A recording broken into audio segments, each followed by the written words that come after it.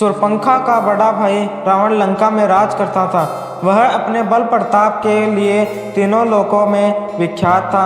देवता उसके नाम से ही थर थर कांपते थे। कुबेर से उसने पुष्पक विमान छीन लिया था। खरदूषण के मारे जाने पर शूर्पणखा समुद्र पार कर रोती चिल्लाती रावण के पास पहुंची और बोली, भाई तेरे पौरुष को धिक्कार है, तेरे रहते मेरी यह दुर्गति हो रही है। अब तू कैसे मुंह दिखाएगा? इतना कहकर शूर्पणखा पछाड़ खाकर गिर पड़ी। रावण ने शूर्पणखा को उठाया और पूछा, किसने तेरे नाक काटे हैं? किसके सिर पर काल मंडरा रहा है? बता तो सही। शूर्पणखा ने सारा हाल कह सुनाया। राम लक्ष्मण के बल और रूप की प्रशंसा करते हुए उसने कहा कि उनके साथ एक परम सुंदरी स्त्री भी है, उसका नाम सीता है। मैंने समझा कि ऐसी सुंदरी स्त्री लंका के राजमहल के योग्य है, उसे मैं तुम्हारे लिए लाना चाहती थी।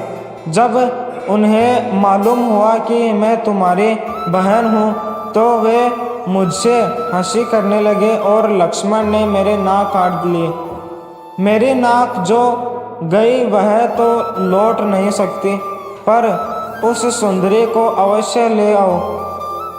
मेरी की चुनौती स्वीकार करो। खरदूषण की मृत्यु के समाचार से रावण पहले तो कुछ घबराया, फिर उसने शूर्पणखा को समझा बुझाकर सीता को ले आने का निश्चय कर लिया। उसने तुरंत अपना आकाशगामी रथ मंगाया और उसमें अकेले ही बैठकर समुद्र पार मारीच के पास पहुंचा। विश्वामित्र के आश्रम में श्री राम के बाण से चोट खाकर मारीच समुद्र के किनारे तप करने लगा था। मारीच ने राक्षस राज का उचित सत्कार किया और इस तरह आने का कारण पूछा। रावण ने मारीच को पूरी कहानी बताकर अपना आशय बताया और कहा कि सीता हरण में तुम मेरी सहायता करो। सोने का हिरण बनकर तुम राम लक्ष्मण को आश्रम से दूर ले जाओ, तभी मैं सीता को हर लाऊंगा। स्त्री के वियोग में राम या तो अपने आप मर जाएगा या उसका बल क्षीण हो जाएगा, तब मैं उसे सहज ही जीत लूंगा। रावण की बात सुनकर मारीच के प्राण सूख गए। उसने राम के बाण की घटना सुनाकर कहा कि अब तो जब कोई राम का नाम लेता है अथवा अक्षर वाला कोई शब्द रथ, राजा, रत्न आदि बोलता है तो रै सुनते ही मुझे कांपी लग जाती है। मेरी बात माने तो राम से बैर न करे। मारीच की बात सुनकर रावण बड़ा क्रोधित हुआ और बोला, मैं यहाँ तेरे उपदेश सुनने नहीं आया, आज्ञा देने आया हूँ। हो सकता है कि राम के बाण से तू बच जाए, लेकिन यदि मेरी बात नहीं मानी तो मैं तुझे अभी मार डालूंगा। मारीच को विवश होकर रावण की बात माननी पड़ी। रथ में बैठकर दोनों पंचवटी पहुँचे और मारीच सोने का हिरण बनकर राम की कुटी के आसपास घूमने लगा। रावण पेड़ों के झुरमुट में छिप गया। सोने के विचित्र हिरण को देखकर सीता उस पर मुग्ध हो गई। उन्होंने राम से उसको पकड़ने का आग्रह किया। राम को कुछ संदेह तो हुआ, परंतु सीता के कहने पर वे उसके पीछे चल पड़े। लुकता छिपता मारीच राम को बहुत दूर ले गया। उसे पकड़ने का राम ने बहुत प्रयत्न किया, परंतु वह पकड़ में न आया। तब राम ने एक कठोर बाण उस पर छोड़ दिया। बाण लगते ही मारीच गिर पड़ा और अपने असली रूप में आ गया। राम की बोली में वह जोर से चिल्लाया, हाँ सीता, हाँ लक्ष्मण, मैं मरा। राम की पुकार सुनते ही सीता लक्ष्मण से बोली, भाई संकट में है, जल्दी जाओ। लक्ष्मण ने कहा, माता आप चिंता न करें, आर्य राम का कोई कुछ बिगाड़ नहीं सकता। जो आवाज सुन पड़ी है वह बनावटी मालूम पड़ती है। खरदूषण के मारे जाने पर राक्षस बदला लेने पर उतारू है, वे हर तरह का छल कर सकते हैं। जब लक्ष्मण किसी तरह उन्हें अकेला छोड़ने को तैयार न हुए तो सीता अनेक प्रकार के दुर्वचन कहने लगी।